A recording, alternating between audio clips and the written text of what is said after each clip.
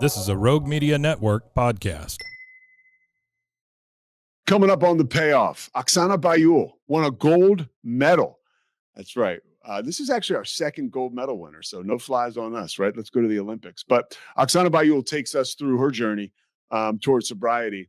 And like, I will tell you, she was so cool. And there was something about her. I was like, wow, this person is just like very comfortable in their own skin, great personality. She was a total cut up, a lot of fun. And then I'm reminded, I'm like, oh yeah, that's right. Like she's got sobriety, like just coming right off her, like the sunlight of the spirit, like I like to call it. And then you're like, oh my gosh, this person won a gold medal and is still, wherever she goes, a huge celebrity. But she's got this humility about her. And that's a special part of sobriety. And honestly, this story is really special because she lives in recovery like most people who have what I want. And so I can't wait to share this with you because it was tough for her to get there. Oksana Baiul is, I don't want to say this week's because we're doing this like every so often, but is the guest on today's payoff. But first, Kevin Sousa.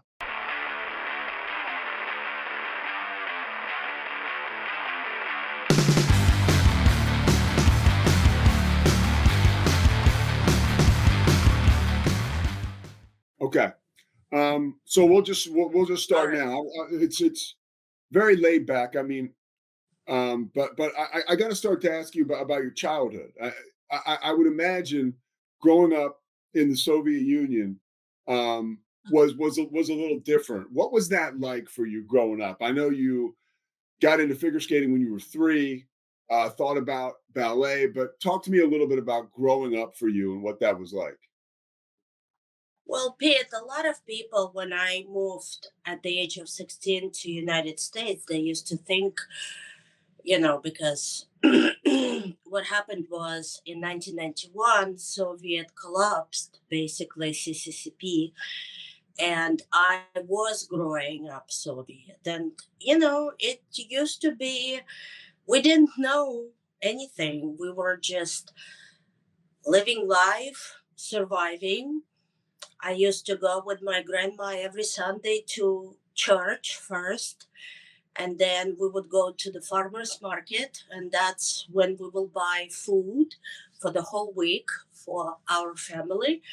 But my childhood was I would get up at 6, probably run to the rink, spend the whole day at the rink, come home, eat, and same thing the next day.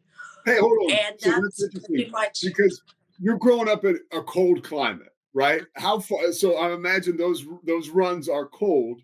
And how long are the runs?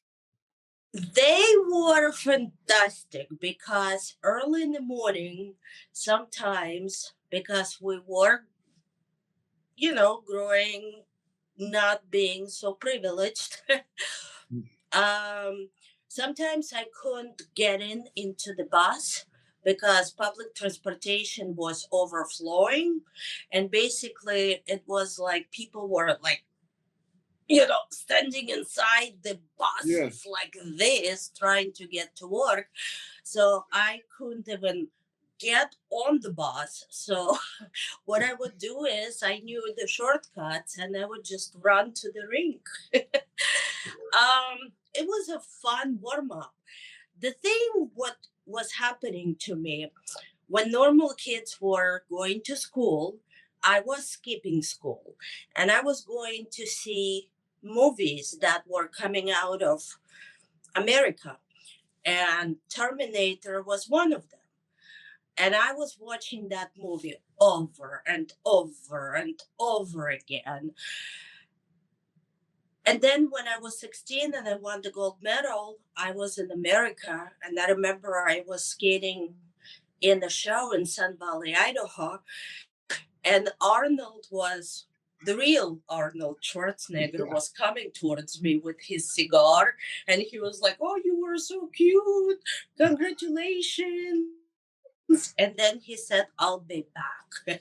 And it sounded exactly the same. And I remember when he was coming towards me and I saw him in real life, I almost had a heart attack. So I got to ask you, as somebody who has grown up in the Soviet Union, you know, the Arnold Schwarzenegger story is pretty cool because he's totally self-made, right? Like grew up in Austria, came to America with this dream. And did you know when you were watching the Terminator, like, okay, this guy is not from America, but here he is accomplishing the American dream. That's something that I could do as well. I didn't know he was not from America, but I thought, my goodness gracious, how cool to be as like he was to me somebody from the other world, and I felt like, my God, this man, he is such, a protector for the child, and I was just in awe of him. I remember It's those feelings when I was you, watching him.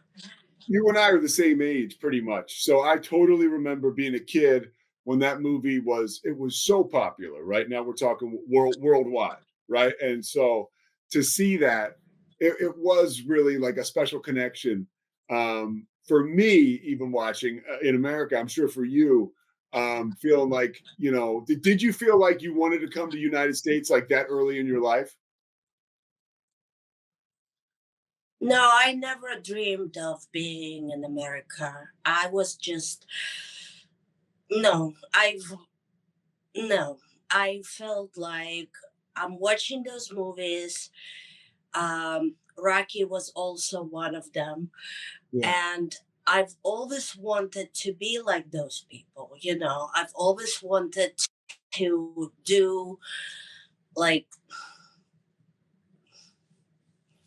cool things in life. Yeah.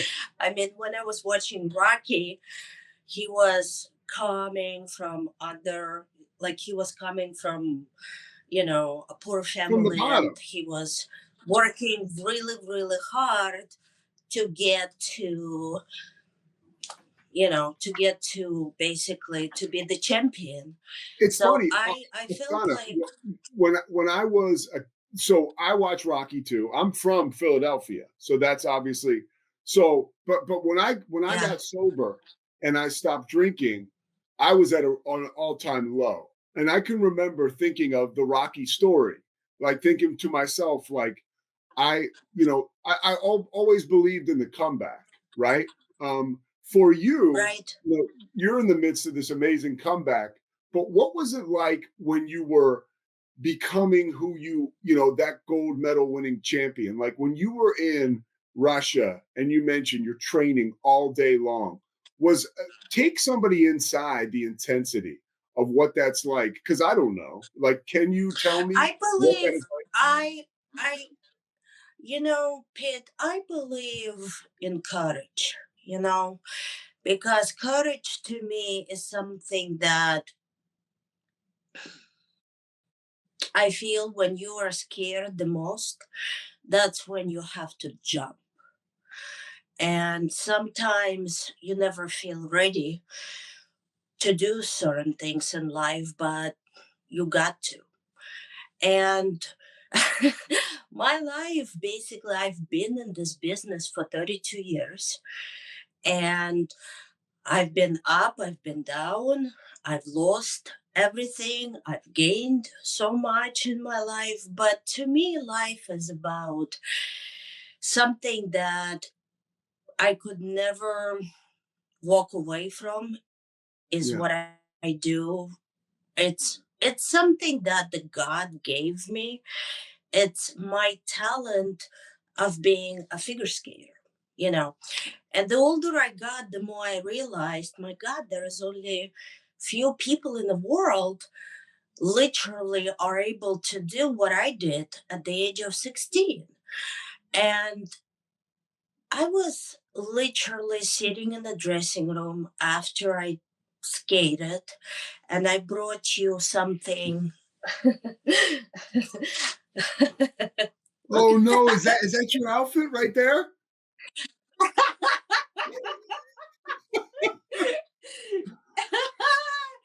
this Oksana, is you got to realize this again, is we're the same age. Like, so I'm 16 when you're wearing that winning a gold medal. And I remember that I outfit. know. Yeah. Yes. And I was sitting in the dressing room wearing this dress, and I didn't know my life has changed forever because what was going on, I've learned that much later, when I come to US and I was start speaking English and I was speaking to the press, what was going on behind the scenes. They couldn't find the Ukrainian flag, they couldn't find Ukrainian anthem. They told Nancy Kerrigan I'm sitting and crying in the dressing room. She said something. I mean, it was such a chaos. And I'm just sitting in the dressing room thinking, okay, that's so cool. I won the gold medal and I'm thinking nothing of it. And I remember when I got the knock on the door and they told me, Miss Bayul, please, we're ready to to give The you podium and your everything, medal. right? Yeah. Finally, Yeah. finally. I remember they opened the door and my whole life changed. And I remember like I was start all of a sudden people will start looking at me like, I'm some sort of that big deal. And people were like, can we take a photo? And I'm like, what is that? Why? And then they were like, can you sign something for us? And I'm like, why? I had no idea what happened to me. I What had was so no and, idea and my life changed and forever. people for people who don't know, you were the first gold medal winner or Olympic competitor to skate under that Ukrainian flag. So it was brand new, right? I mean, from the right. I think that's right. Like, Right. I yeah. am Ukrainian Olympic gold medalist and I am their first gold Yeah. medal for Ukraine. Hey, Yes. what did Nancy Kerrigan say to you in the dressing room? Nothing because I was changing in the men's dressing room. Because the day of the Olympic performance, I walked into the building and I see Tonya Harding running towards me. And I'm like, oh my gosh, what's going on? And I see this camera guy, Ken Wu, because he's become my best Kim Wu, yeah. friend after all. He was running after her. And then I chose not to be in the women's dressing room. I chose to be in the men's dressing room because it was not as chaotic. And, Mm, I wanted yeah. some peace. Yeah. So when did you? I gotta ask you this question. When did you start? I mean, the first time you ever drank, because was your life so consumed with being a skater and on a competitive level? I imagine that there's not time for much else. But I mean, I could totally be wrong. When did that first Well, drink come into play?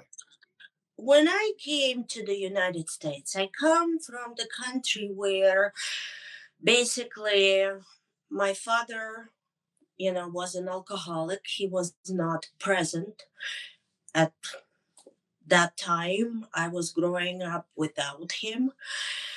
But then in the early 2000s, I chose to go back to Ukraine. I was already living in US and I met him. And then, I was so happy I was able to do that because when I met him for the first time, I looked at him and I said to myself, oh my gosh, he looks exactly like me.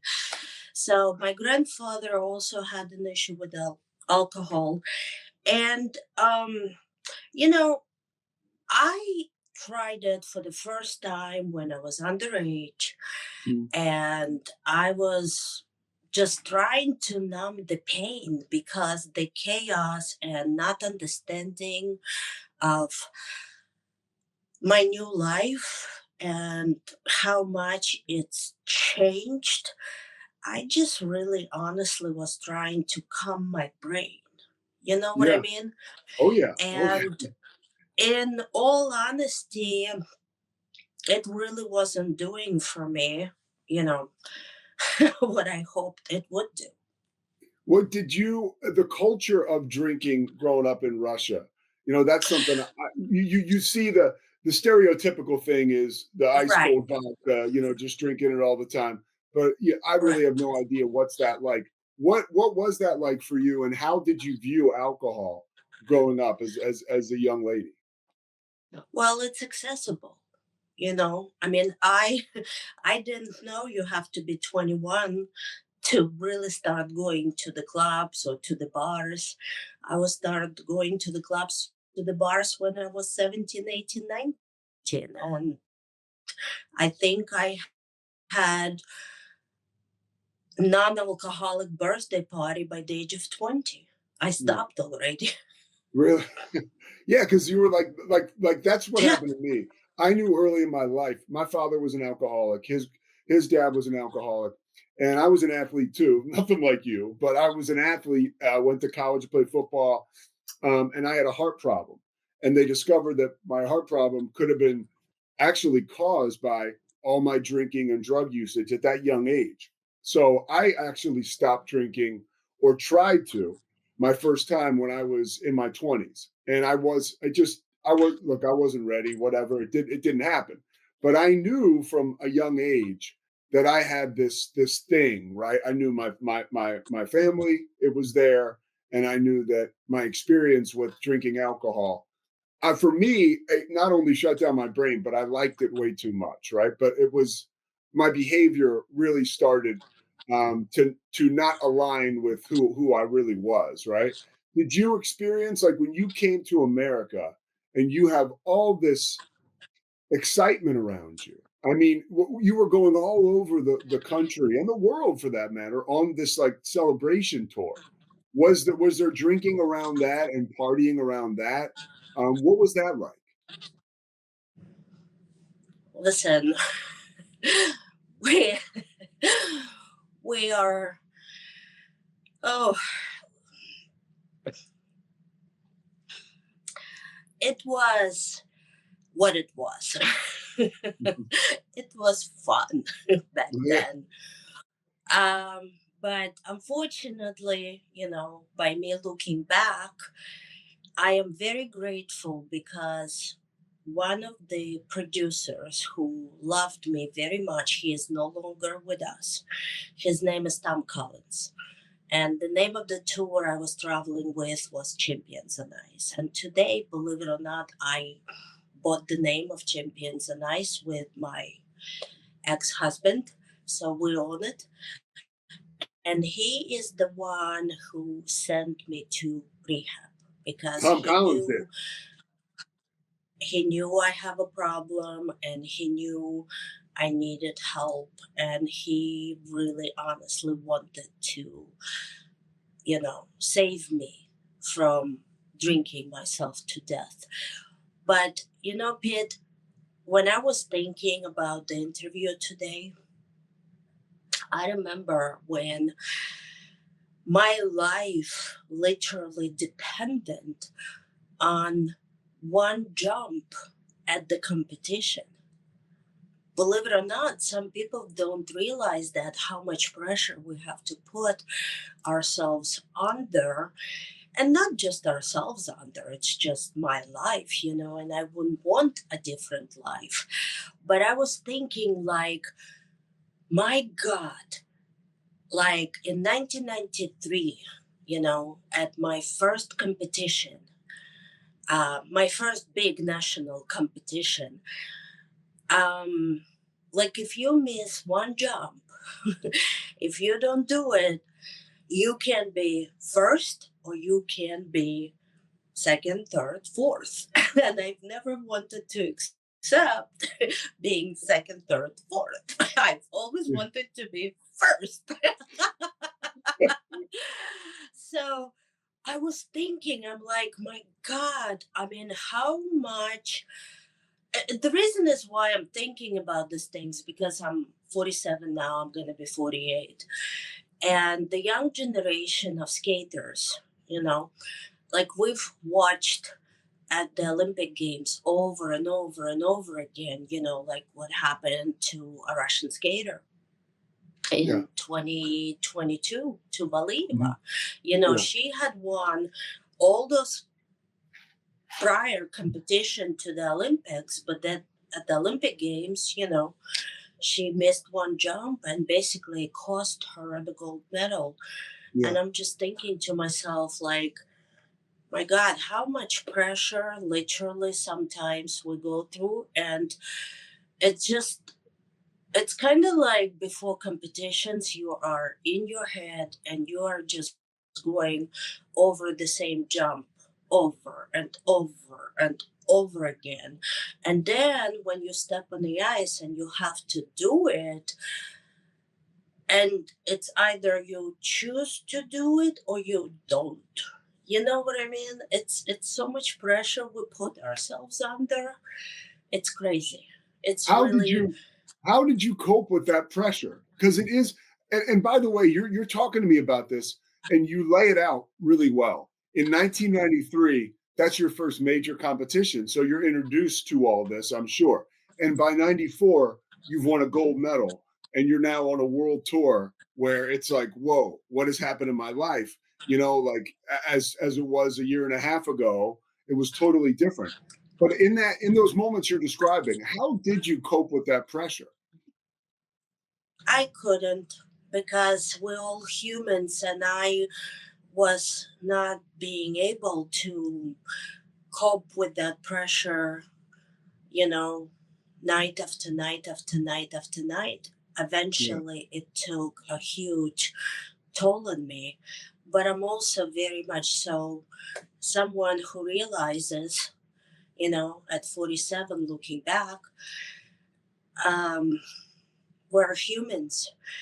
And I've never was prepared. I mean, you cannot be prepared. I'm being honest with you. I mean, nobody can prepare you. no, we're the same. We're the same age, and I didn't have my Yeah, license. but And you were winning a yeah, gold yeah, medal. yeah, yeah. But the truth is, like, you cannot be prepared to what happened to me. Because my story is very fascinating. Like when I moved to America, I didn't even speak English, and I remember, I learned bad words, and everybody was so proud that they've taught me them. Yeah. And it's just fun to look back, and it's fun to say, this was my life and I'm grateful for it, because I never learned nothing from success. I always learn something from trying, failing, making assumption like, okay, what just happened? Where did I make a mistake? Getting up and moving forward in my life. That's pretty much what I'm at. Can you describe to me what happened? Like, just you mentioned your life has been fascinating, and it has been. But when you got to America, what are some of the stories, some of the things that happened that made you who you are today? Because talking to you today, I mean, it's obvious you're like super healthy. You look amazing. You have this great attitude, and I can feel your good energy. Thank you. Like, yeah, but what happened to you that made you who you are today? Lessons, life lessons. It's like, it's one day at a time, Pete. You know that better than anybody. Yeah. It's basically, sometimes we have amazing days, sometimes we have not so amazing days. And what we do is we pull ourselves together and we keep pursuing a dream. And my dream is right now, I would love to step back on the ice. I would love to perform again. I would love, there is nothing more than to give my gift to the young generation. I'm ready for it, because I remember maybe 10, 15 years ago, I've done few interviews and people would ask me, would you coach? And I would be like, no, no, no, I'm not ready for it. I can't coach. So I'm finally ready to share my gift with the young generation. So that's what I'm going to be doing when I'm moving back to Las Vegas right now. Yeah, when And you I can't wait because it brings me so much joy to see, someone who cannot land the jump, and you have to do it and do it and do it, and then finally you're able to do it. And those people, they feel so happy kids and so accomplished, and they're just like, oh my gosh, we're loving it. It's yeah, just wonderful. when you are able to, and I think that's so awesome that someone like you, with not only your professional skill set as one of the best skaters ever, but now what you've learned about yourself over the years, what kind of stuff do you pull from to teach this next generation? Well, everybody is different, and it's all depends on, what people expect out of themselves. Because people, like, I mean, you know this better than anybody. People can help you, people can, get you to the right places, but you still have to do the work yourself. You know what I mean? Yeah, So the coach is someone who, is your mentor, and it's really is up to a skater if they wanted to do it or they don't, and you know those type of things. yeah. When recently you mentioned to me that it's been 2 years, right, coming up, without a drink. How have you achieved that, and how have you stayed the course? Oh, Pete, I hit the rock bottom like everybody else, and I have realized I cannot stay sober without proper help. And I do love to self isolate myself, but no more. Yeah. I had No, to me too. come clean, and I had to come honest with myself first and foremost, that I do have a problem and I need help, and I've asked for help. And now, as a matter of fact, it's not even a trigger, because a lot of people, they don't understand it, what it is. And it's okay, it's fine with me. But when you have such a wonderful, great support system around you of same type of people, who I don't feel alone. I don't feel like I'm the only one who, because when I came out and I was started speaking at the meetings, um, I thought I was the only one who's going through what I was going through. Yeah, and, and people were like, nah, nah, we went through that yeah, also. yeah. And when you feel you're not alone, and you feel you have such an amazing support around you, I mean, for me, it's really one day at a time. And I just went to Ohio, I went to Akron, and I went to see where Bob was buried, the Bill and Bob. Yeah, oh And yeah, yeah, yeah, that's amazing. he's buried there. And that was my first speaking engagement, actually. And I am so happy, and I'm so proud, and I am so uh, blessed, to be sober. Can you tell me a little bit about, and only only what you're comfortable sharing, but I just think you have such an important message. Like when you do these speaking engagements, and you talk to people, and you share this amazing message that literally can change people's lives. What do you tell them about your recovery that inspires them? Well, one thing is what I said is don't give up. Don't give up on yourself. Don't give up on life. Don't give up on, getting sober, because it is a process. It doesn't happen overnight. But once you put your mind to it, and once you, me personally, I did 90-90, but I Yeah. probably did 90 like 130. I went to sometimes 2, 3, 4 meetings per day. Mhm. Sometimes literally I would go from meeting to meeting to meeting to meeting. And I was able to start liking myself. I was literally was able to break old patterns that were not something that I was ever being proud of. Yeah. I was able to be grateful for what I have because, with people like us, it's never enough. One drink is too much and 100 is not enough.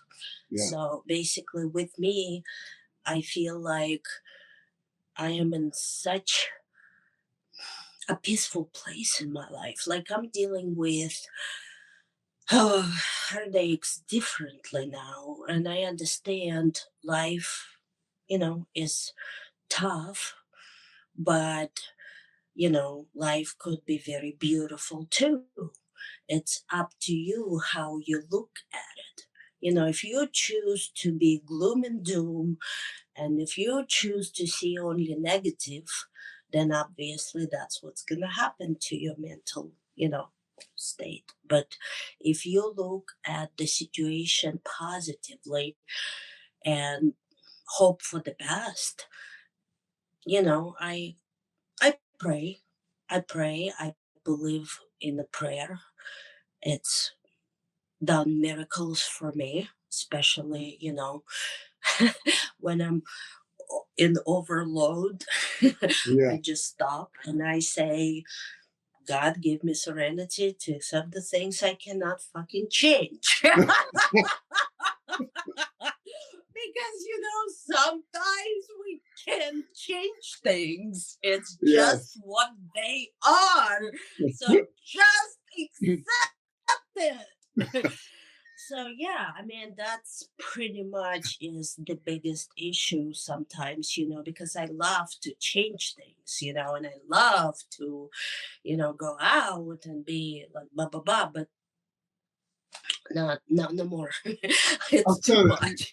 you're okay. I'm sorry, I knocked that over. You're amazing, I appreciate your honesty, right? And uh, you obviously have, like I said, like the sunlight of the spirit coming off you now.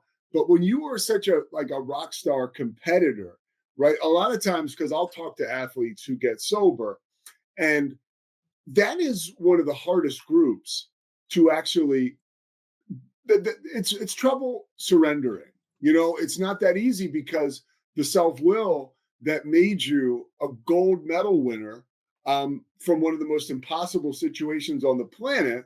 Now you've got to abandon that, right, and surrender and put down your weapons because all the stuff that we've done to keep drinking, right, our best thinking and all that work has gotten us into, like you mentioned, and me too, a rehab. I went to a rehab, then I went to an extended care facility, and like you, I fell in love with meetings. Right? If I could go to 3 a day, and early on, and it was working for me, like that was perfect. But for you to have been such a successful competitor, how hard was it to surrender? Well, I think I am a better competitor with myself because I did surrender. Honestly, I mean, to me, I've done it all. I've done tours, shows. I mean, I pretty much, I, I mean, it's been 32 years and people still remember, that day when I did win the Olympic medal, wearing this dress. Um, and for me personally, I am okay with having what I have right now. that's pretty much like I don't want anything more out of life, you know? I feel literally like I am so happy. Literally, I am. And I wake up every day and I tell myself, my gosh, how wonderful this life is, how beautiful, the sun is, how I hate rain. But I tell myself I love the rain. I learned to love the rain because in Louisiana it rains so much.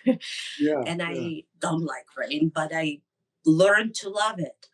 And I I don't have a triggers anymore because I am honest with myself, and that's all it's matter to me.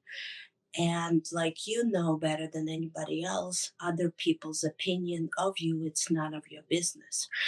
And basically, when I learned that, I was like, my God, why didn't I know that Yeah. before? Because we had to learn. You, It, you know it what I takes a mean? lot. I know exactly what you mean. And Yeah, it's like, yeah, we had to learn. yeah. And I wanted to ask you this question because you are going through, I mean, you've been open about it and you just said to me, like, you're moving, things maybe in life, right, can be difficult for anyone. That's why you mentioned earlier, it's called life. But now you're not coping with outside sources or with alcohol or something else. You're actually going through it and you seem happier than ever from what I can tell just from reading about you leading up to this moment. What do you plan to do? What when you get to Las Vegas? Not only one professionally, but two, because I think it's important that people know someone like you and your plan. To stay on this path because all these things that you're capable of achieving now, if you're at all like me, they depend on remaining sober, right? So you can keep that peace. So, like, this is a two-pronged question. One, what's next for you professionally when you get to Las Vegas? And two, how do you plan on staying as serene as you are right now? Well, I'm planning to go to the meetings. Do I need to go to them? I go to the meetings like if I need to go, I go. If I don't need to go, I still go. Me Do you too. know what I mean? Oh, do I I go to ever? the meetings. Yeah, I go to the meetings sometimes, like just to sit and listen. And I just enjoy listening to other people talk. You know what I mean? Yeah. Just sometimes when I needed to talk, I talk. But sometimes I just love to sit there and just listen to, and pretty much, everyone, what it comes down to, one day at a time. Yeah. Like you don't have to think about tomorrow. Just think about today, be in the moment, and don't drink. The answer to your question, the second part of the question, I mean, I love Las Vegas. Sometimes like I just went back and I was with my friends and I love Las Vegas. I don't know what it is, but I can't describe it. It just I when I'm in Las Vegas, I'm happy. Mhm. I'm just happy. You know, I love I love the sun. I love everything. I mean, I'll tell you a funny story. I was Yes. staying with my friends Mhm. and I asked my friend Misha, I said, Mish, what's tomorrow for you? And he said, well, I'm getting up at like 4:30 and I'm leaving at 5:15 and I'm going to the rink. And I'm like, oh, no, no, no, that's too early for me. I'm going to sleep. So the next day, I hear him yelling, not yelling, like raising his voice and saying to his daughter, Diana, come on, we gotta go. And I heard that and I'm like, Misha, wait for me. I'm going with you guys to the ring. I mean, you know, I think it's something like I went to the ring with them and just to be there, just to be at the ice rink, just to see everyone, just to put your skates on, just to step on that ice and just to skate around. I don't know, it makes me so, it's what I did since I was 4 years old, and it's always made me happy. Like, it's How never much? felt like a job. You know what Yeah. I mean? To me, it's something what I enjoy doing it. How much of for you when now being back on the ice during this kind of like second act in life, being sober, how Yeah, that's comfortable probably my fourth or fifth already. your Because your fourth or fifth what time being sober, fourth or fifth at what? this at this point, it's probably fourth or fifth. Well, it's like what you said, Oksana. It's a process, correct? Yes, yes, it's gonna be a process till the day I die. Yeah. Yeah, and it's weird because I went through the same thing. I always tell people this. The first meeting I went to was in 2002, and I didn't celebrate one straight year of recovery till 2012. So it basically took me 10 years to get 1 year, and that's how cunning, baffling, and powerful it was for me. And I do broadcasting. I call college football, college basketball, college baseball, and I'll do Olympic sports too. I've never done ice skating like Vern Lundquist. He was the guy who I remember him. Vern and Scott. They were calling your gold medal performance, right? Remember? Yes, Yeah, it was amazing. So, but Vern, that's yeah, Vern, Vern has been so sweet and so. Vern used to come to me all the time, and he used to ask me, "How do you pronounce your name, your city where you come from?" I had to teach them because it used to be called Dnipropetrovsk. And he was like, "Say it again." Dnipropetrovsk. Oh gosh. Yeah. It was funny. that's so cool to hear. But it took me forever to stop, and I was kind of I was hard on myself like we all can be, right? You have that shame, but when I'm broadcasting now, doing what I love to do, what I believe I was meant to do, right? Because I'm not good at a lot of stuff, but I can articulate and speak okay. Like when I'm doing that and I realize I'm doing it sober and I'm tapping into the gifts that God gave me, it is a feeling like unlike any other. Do you experience that when you're back on the ice now, whether you're coaching or whether you're skating yourself, that you've kind of rediscovered that Well, purity that enabled you to win that gold medal? well, the search for who I am was kind of a long time. It took a long time, to really search for who you are and be able to admit to yourself and go through your trauma, go through your life, change the patterns since like you're 4 years old, and just change.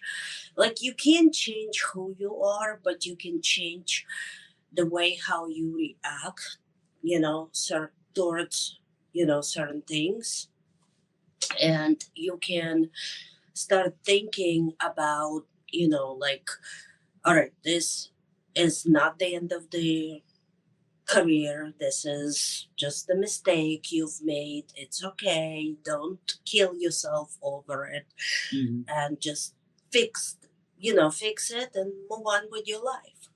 And I've never had that before.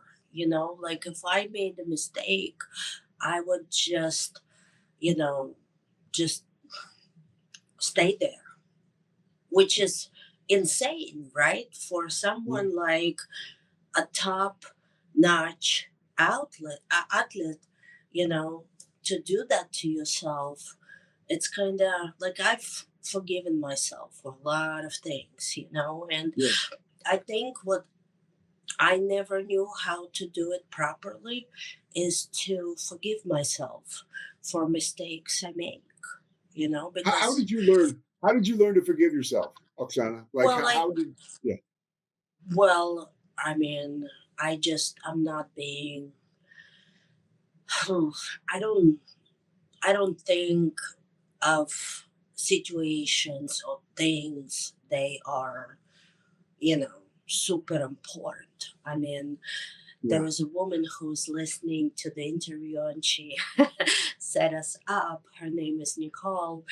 I don't remember, like few days ago, she said to me, "Oh, I'm sure you did such a great job with work." And I'm like, I'm just not evaluating my work anymore. I'm just doing it and enjoying it, and just moving on to next thing, you know. Uh, I don't know. I mean, some people will like it, some people don't, and I just do what I love to do, and there is nothing I can do. Because a lot of people they'll say, "Oh, she's so." Oh my God, I was laughing just recently. Somebody called me. I mean, I've been called so many things at this point in my life. Fat, ugly, skinny, fat, whatever. But I was laughing with that person together. Somebody called me over the hill skater. Like, good luck to you in Las Vegas. I'm sure you're gonna find so many friends of yours like you are over the hill skater. I Yeah. was like, I'm over the hill now. I'm getting old, but I'm enjoying getting old. Yeah. It feels literally more. I don't know. I feel more secure with myself. I feel like, you know, I hate to say that about myself, but I am, you know, a cool skater. First of all, let me interrupt. You're not over the hill. You're not over the hill, You- okay? Because if you're over the hill, then I'm over the hill, and that ain't happening. So you're not over the hill, right? And I gotta say, you are a great example. I go to a meeting where it says, Rule 63. I'll just say that. I'm like, what the hell is Rule 63 or Rule 62, whatever it is? And it's kind of like that thing in recovery where don't take yourself too seriously.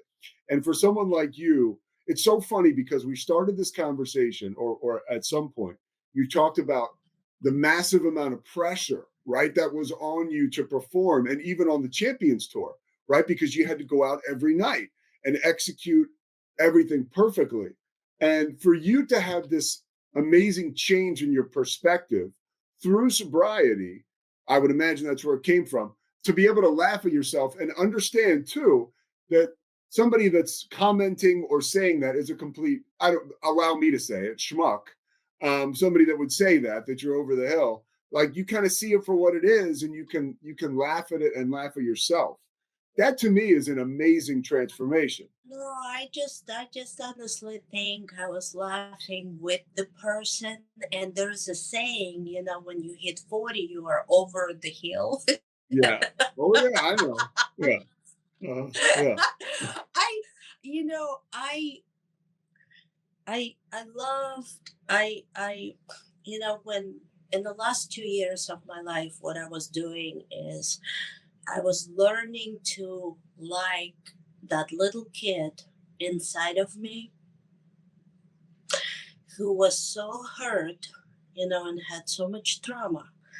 And now, I feel like she's happy. Like, you know, I'll tell you this as a secret. When I came to uh, meetings, they asked me, "What's your name?" I said, "Ox." And they said, "Ox?" They all knew who I was. And I called myself Ox. And the funny thing is, When people write my name, they don't put OKSANA, they put OXANA. So I'm ox. You know what I mean? I So know. I called myself an ox. And they were like, oh, okay, okay, nice to meet you, ox. And basically, I was able to separate my my human self from that Oksana Baiul that people see on TV and they're fascinated with. You Yeah. know what I mean? And I was able to um, learn who I am as a human. Do you know Yeah. what I mean? Because I was never able to do that. And then when I was start going through steps, my God, that little kid inside of me, she was crying, and now she's very happy. Man, you're making my heart sing. I love hearing this. It's so cool for someone like you. By the way, sometimes you're a woman in recovery. You're also a superstar athlete in recovery. Your voice carries, right? Like I would think throughout the rooms of recovery. What do you say to young women or a young dude, whatever, somebody that asks you, hey, I don't know how I can stay sober. How can I get one? I can't even get one day. How did you do it? What's your message to them? Just do it. Just do it. I mean, yes, it's hard in the beginning, but it gets better. It will get better. Just keep coming back to the rooms and keep listening to what the other people are saying. And I remember my first day. Pete, I never forget my first day. Mm. I came to the room, I was crying, and I remember this woman, Pam, she was the only one in the room making coffee. And I was like, am I at the right place? And she said, yes, yes. And I am crying. And I'm like, I just want to stop. And she's like, you're gonna stop. And I remember my first meeting, and when people were start speaking, I'm like, what are they talking about? I don't understand it. Like happiness? What the heck is that? Yeah. Yes, I know that you feeling. Yeah, and you feel like it's an like emotion that you haven't experienced in so long. You're like, what is this? Right? yes, like that, freedom of happiness. Like, what is that? And then I was keep coming back and keep coming back. And then I got myself a sponsor, and then I was start going through steps. And then it was literally start getting better. It took me 7 months probably Yeah. before like I was start feeling a huge change. It took me maybe 7 months. And then obviously, I mean, the higher power was not a big deal for me because I've always had it in Yeah. my life. And you start implementing a new tools that you do learn into your life. Can I And can I ask that's you? where, I have a couple more questions for you. Is that okay? I'm a couple yes, things. absolutely, of Yeah. course. This has been so delightful. And I appreciate you so much for doing this and for carrying the message. But I'm curious about, because you and I both talked about it, right? Like the struggles. It's a process. How was it for you when you would relapse, right? And then you would come back. I mean, you mentioned Tom Collins, the producer, helped you go to rehab. That was a long time ago, I imagine, right? Like, you know, I've been I've been a dry drunk for so long. Do you know what I mean? oh yeah, And then I didn't drink, but I wasn't sober. yeah, That's what happened. And then when My Can you expectations. elaborate on that? Like just because when you say you weren't sober, were you just like weren't living a sober life, right? Or No, I didn't have knowledge of okay, 12 yeah, steps. I yeah, didn't have knowledge of how it works. I yeah, I yeah, didn't hear sober people around me. I wasn't just drinking yeah, and trying pretend like I'm okay. That's how I lived my life for a very long time. And then I also learned expectations is a future resentment. oh yeah, And a resentment in the making. oh my God, Yeah, I've learned that lesson coming to Shreveport like no one else. And you know what? I thank God because, again, like I've told you before, you don't learn anything from, winning the success. gold or, yeah, success. You learn things by making mistakes. Yeah, And because, sometimes you fantasize certain things and you think they might happen because that's the way how you see life, but that's not what the higher power anticipates for you. yeah, And you basically, like me, finally I realized like my future expectations, like if I expect something, it's basically a future resentment, like I don't 100%. expect anything anymore. Yeah. So and And I've learned that. you got married, right? And that's a huge part for me. Yes. Relationships and sobriety were very tricky, right? Especially early on, right? And like you, it's just a I'm forever evolving, right? It's a process. I'm engaged now. I've been with my fiance for 2 years. Super excited, but it took me a long time to get there. I was even in sobriety. I was in whatever relationships that just didn't work out, right? And a lot of that was me growing up. I mean, I came into AA. I had started to drink when I was 14, and I didn't get sober until I was 33. So I felt like a 14-year-old kid when I first got sober and stopped drinking. For you, like, going through like heartache and relationship stuff, like how has that made you a stronger person? Like in recovery and in life. I literally has become who I really am. And if people do like me, great. And if people doesn't like me, great also. When you are truly who you are and you're not playing those games anymore with people, and I stopped playing games with people because I used to play a lot of games.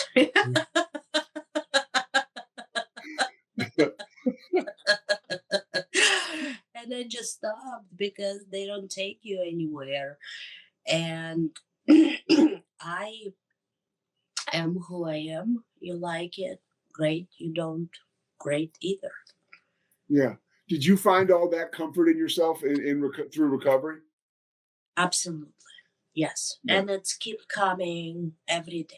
Every day I learn something new. Every day is a new day, you know, every day. But the thing is, deep down inside, I have been hiding, this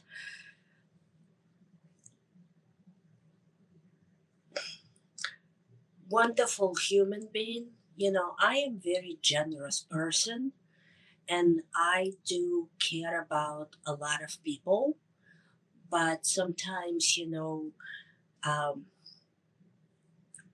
when people try to fuck with me, I used to react towards it and I used to, go after them. Now, when they do that to me, I just turn around and I walk away. I don't have any more energy. I'm over the hill skater. Yeah. I'm, I'm so over the hill. I don't have energy to fight with anybody anymore. I'm just I can totally relate because it's I think it's two parts. I think it's one, it's getting older, and two, it's getting sober and living life on life's terms. It's like, I know this is not for me right now. The drama, whatever, the game playing.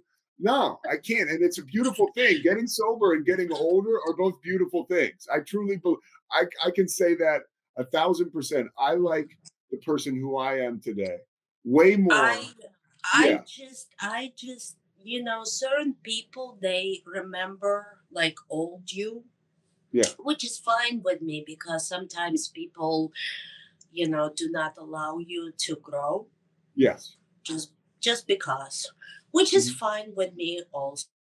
I understand why. But I I feel like I still have so much to give, and I feel like literally if God is still keeping me on this earth, then I'm gonna live every day and thank him for it. And I'm just going to say, even if it's not such a good day, thank you for it also, Mhm. because you can't have every day a perfect day. So I just learn from it and I just move on. It's tough. It's tough for me, and it's got to be tough for you. I just are you understanding of how powerful your message is, being who you are in particular? And I'm curious about that. No, because no, I don't. Because I really honestly I always feel like I am who I am, and I've always been really honest with myself, and obviously I feel good not hiding from myself. So I I don't know. No, I don't. Mm-mm. You I seem don't like honestly. you seem really happy, and you seem like somebody who likes to mess around and have fun, right? To screw around. Like, were you like that when you were I younger? am. Yeah, Yes, I am. I am a child inside. Yes, yeah. I have. Yes, I have this little girl inside of me who is very naughty, who is such a bad girl. Yeah. I have a friend. and I have a friend, and Anna. I Yeah, learned to deal with her. I learned to like her. I learned to, tell her things that, it's okay to make mistakes. It's okay to, go through tough times in your life. It's okay. You know what I mean? yeah. I have a woman who I go to meetings. She goes to meetings where I go, and she says we're not childish. We're childlike when we get sober. We find that little, like you said, that adorable little kid inside of us that has been sad for so long. We wake it up and we take it out of the house with us. It's a beautiful thing. Yeah, well, I have a daughter and I was skating with her in Las Vegas. I just came back to Shreveport from Vegas like a week ago. And she has not been skating for like 3 years when we lived in Shreveport. But I asked her, would you like to skate together in Las Vegas? And she said yes. So she came in, she put her skates on, and I had a friend with me, Lori, and she told Lori, she said, can you play some music with me? And when I was working with her and skating with her before we moved to Shreveport, I used to play her Frozen all the time. It was her favorite music. Yeah. It still is my favorite music. I just went to see Disney on Ice and I loved it so much. I bet. Yeah. So she said to me, Mom, don't ever embarrass me like this anymore. I said, What's going on? She said, That's the kids' music. I want you to play Britney Spears for me. I was like, when does this happen? They're growing so fast. And I said to her, What kind of song do you want to listen to? And she said, Circus. So we put Britney her Spears, Britney right? Yeah. Spears. Uh-huh. We put her Circus, and she told me, Lori, all the other skaters, like, go to the board, stand there, and watch me. And that reminded me that's what I used to do. I used to be a child, and I remember I used to tell this to people at the rink, and they actually, there is a huge joke within amongst the skaters. What I Yeah. used to do in the dressing room, like, I would sit with the other girls and I would say, like, you are gonna be fourth, you're gonna be third, and you're gonna be second, and I'm gonna be first. Okay, let's go compete now. See, I'm a basketball guy. That's what Larry Bird would do. That's the same thing Larry Bird would do, No, the basketball player.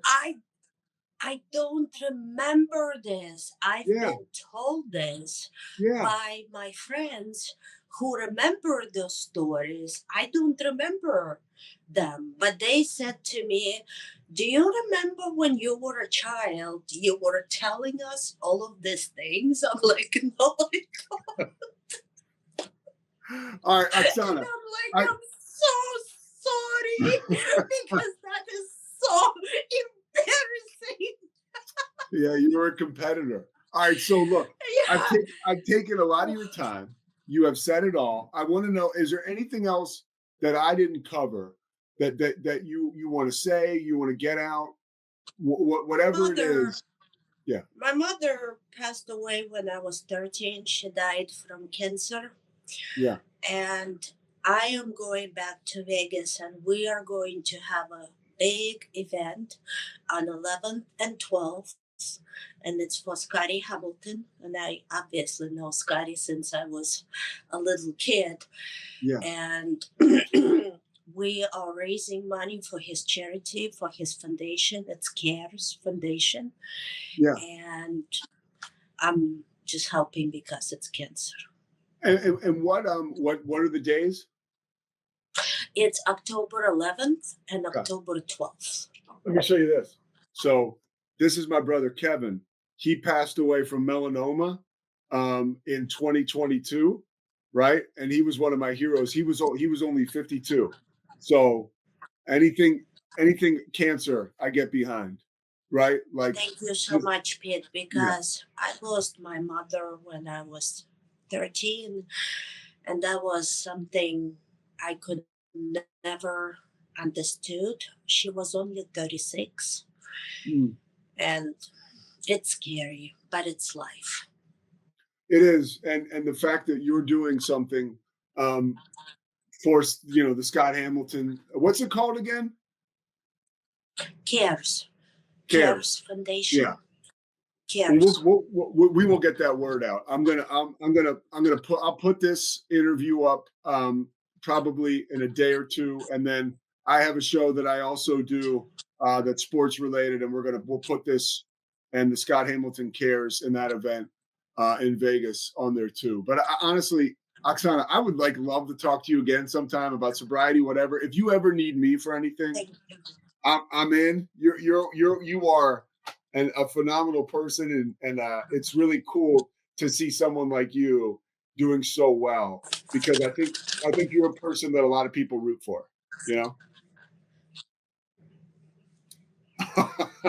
Olympics coming up.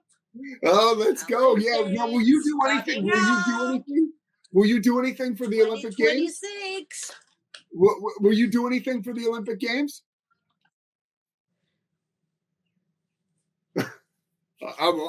Good. I'll be talking to you. You'll be talking to me. Thank you, Pete. You have my number too. Please keep in touch. Oksana, you're amazing. You take care. Well, Pete, I'm not amazing. I am. I mean, you're amazing. Thank you so much. Yes, you got it. This has been a Rogue Media Network production.